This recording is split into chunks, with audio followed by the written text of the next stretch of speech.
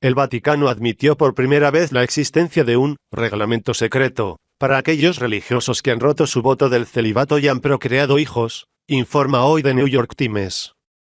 Sin embargo, la Santa Sede rechazó hacer públicos dichos lineamientos, argumentando que se trata de un asunto interno.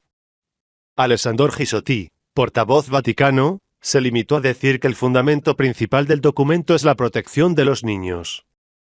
De acuerdo con el reporte, el reglamento exige que el sacerdote que se convierta en padre de un niño, abandone la vida religiosa para asumir sus responsabilidades paternales, dedicándose exclusivamente a su hijo.